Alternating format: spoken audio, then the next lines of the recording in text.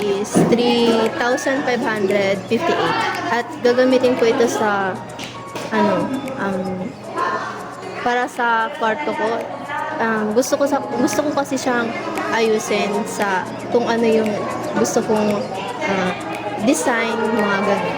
Yun lang. Tas idagdag ko pala kung ano yung matitira dito is ipang sa Shopee ko, ganun. Ang naipon ko is 3,333. Tapos gagamitin ko siya syempre sa sa pag-aaral.